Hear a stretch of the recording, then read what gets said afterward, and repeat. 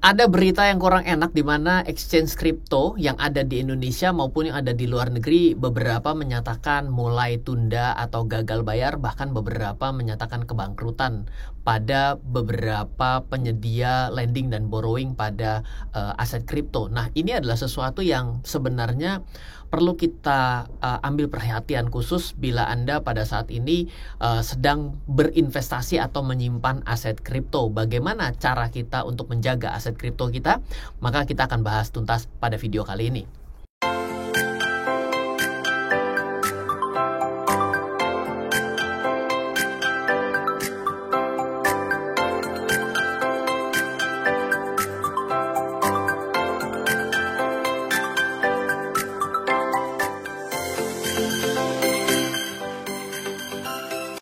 Welcome back pada RF Channel on YouTube with Ryan Filbert kembali, dan tentunya pada kali ini kita mau membahas mengenai hal yang sedang hangat. Tidak lama kemudian setelah beberapa dari platform-platform yang ada di dunia, dan tentunya salah satunya yang dekat-dekat dengan kita yaitu di Singapura, menyatakan kebangkrutan dan tunda pembayaran, ternyata di Indonesia juga mulai perlu mendapat perhatian khusus karena ada exchange kripto yang mulai tunda ataupun yang ada di luar yang mengalami gagal secara pembayaran seperti itu. Jadi ini yang akan kita bahas secara lebih lengkap yang ada di dalam video kali ini. Pertama, mau saya coba ceritakan apakah Anda mengikuti tren perkembangan yang ada di dunia, di mana crypto lender Babel Finance halts withdrawal due to liquidity pressures. Jadi ini terjadi di 17 Juni 2022, di mana ada crypto lender, di mana kalau ini posisinya seperti orang melakukan aksi gadai saham ataupun menggadaikan barang. Dia sifatnya adalah mencoba untuk meminjam uang dengan cara menggadaikan dari aset kripto yang dimiliki. Setelah dia dapatkan uangnya, ya silakan mau digunakan untuk apa uangnya, seperti itu.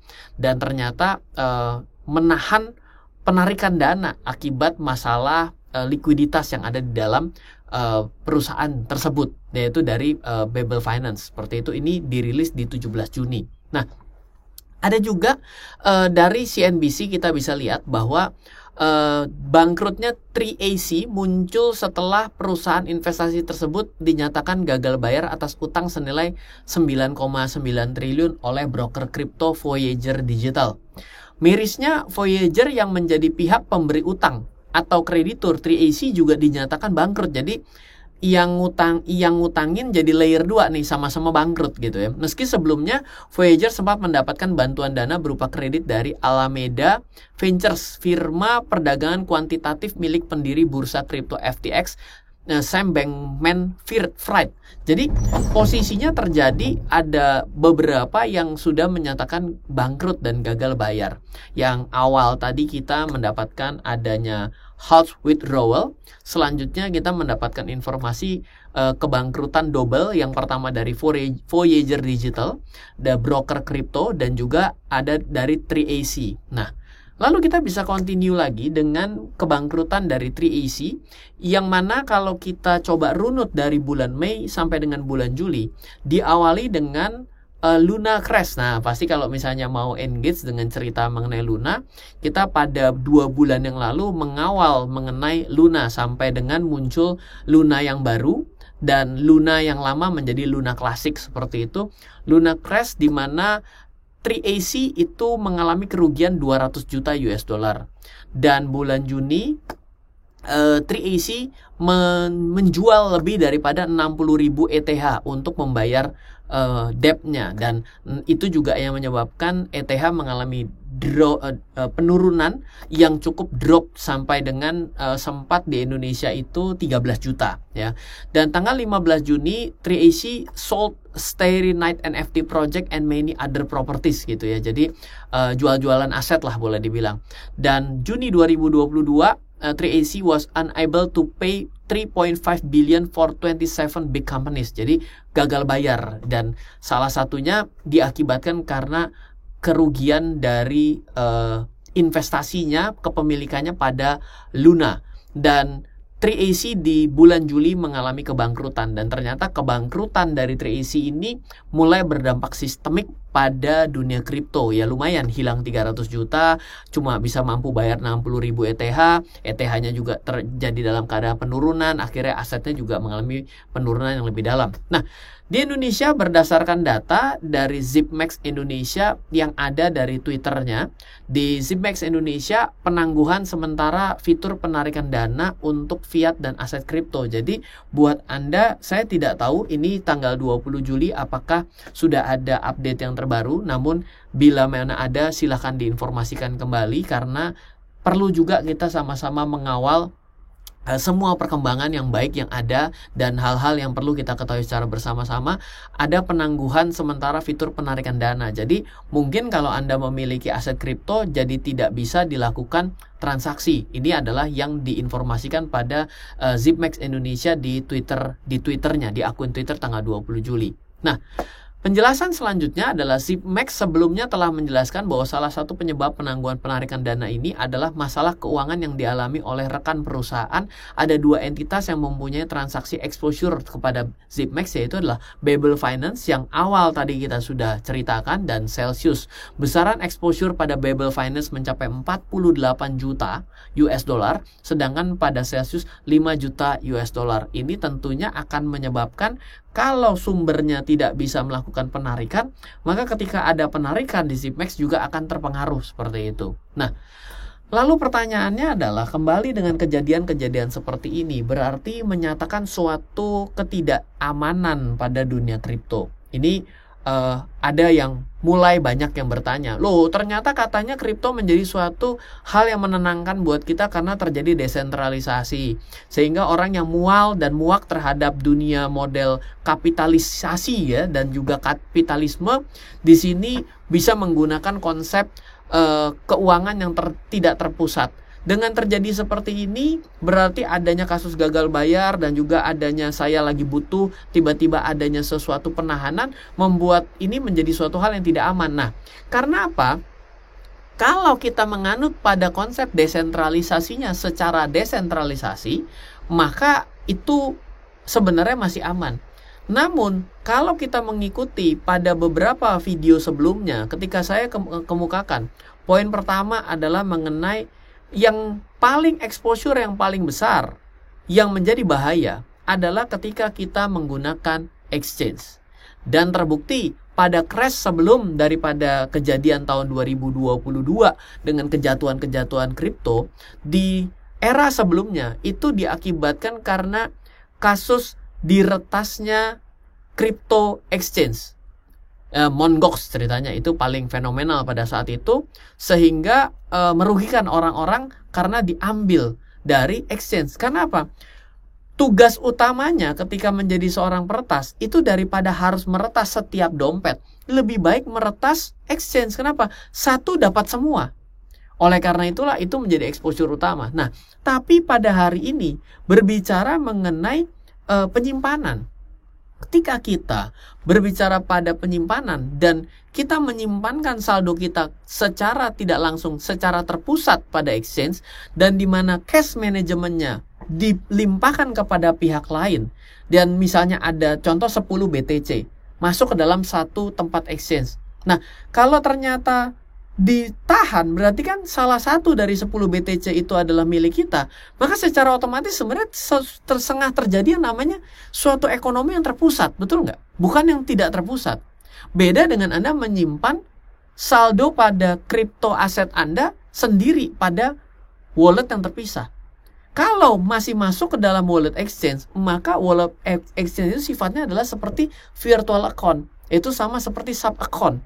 Jadi kalau misalnya nanti Anda tahu yang namanya virtual account itu adalah sebenarnya sebuah masking untuk masuk ke dalam satu akun.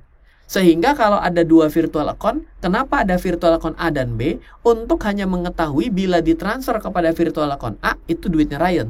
Kalau masuk pada virtual account B, maka masuk duitnya si C, si orang lain. Nah, ketika kita tetap terpusat pada satu akun, sebenarnya di sini tidak menjadi suatu semangat terdesentralisasi. Ini adalah semangat tersentralisasi kembali. Ya tentu saja, kalau menjadi solusi awal adalah penggunaan wallet sebenarnya harus kita pahami ada 2 jenis di dunia, yaitu adalah hot and cold. Di mana hot wallet biasanya yang terekspos ke dalam dunia online dan juga yang kita titipkan kepada exchange, saldonya kita titip pada exchange. Hot wallet pada exchange membuat dana kita tergabung pada exchange tersebut. Sehingga ketika terjadi suatu penangguhan, itu ya uang kita ikut-ikutan tertahan. Apakah benar uang kita yang 1 Bitcoin itu ikut bermasalah? Kan sebenarnya belum tentu.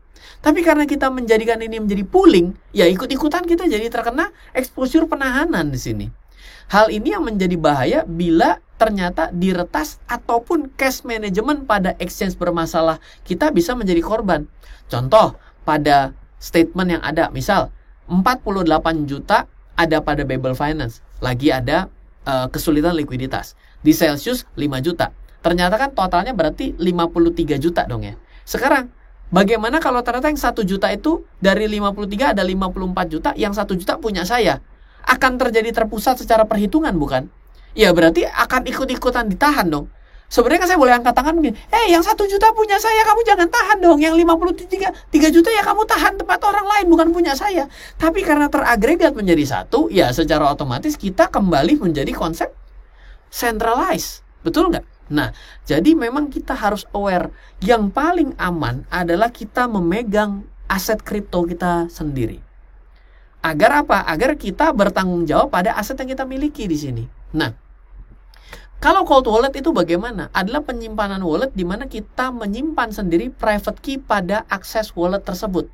Jadi, bedanya apa dengan Anda menaruh pada exchange? Kalau pada exchange, apakah Anda tetap bisa mengakses saldo Anda dan melakukan kegiatan pada aset kripto Anda tanpa ada campur tangan dari exchange? Jawabannya pasti ada campur tangan. Kenapa? Salah satu cara untuk mengakses adalah Anda harus login, betul nggak?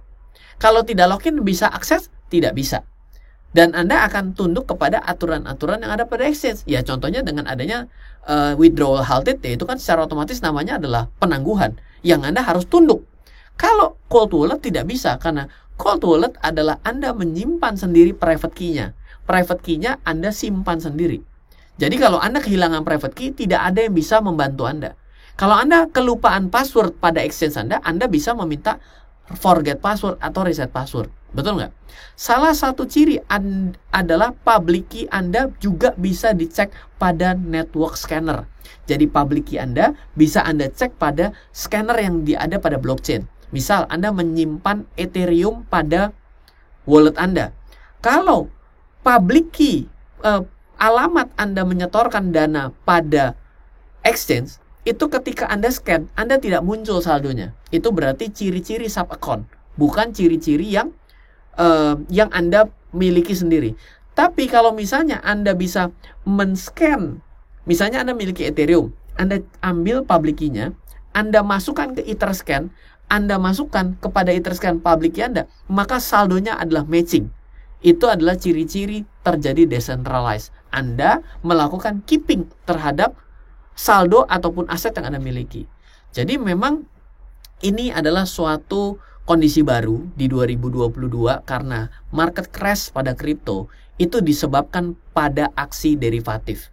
Saya pribadi melihat aksi pinjam-meminjam dengan berani menggadaikan kripto sebenarnya adalah suatu aksi yang nekat dan berbahaya. Satu, sesuatu yang bisa digadai harusnya adalah sesuatu yang aman, yang stabil. Aman sih aman ya, tapi ketika harga terjadi fluktuasi, sebenarnya di sini terjadi ketidakamanan bagi orang yang melakukan aksi gadai. Coba deh pergi ke saham. Yang aset-aset saham yang memiliki nilai kemapanan pergerakan harga lebih tinggi, itu biasanya memiliki nilai haircut yang lebih bagus.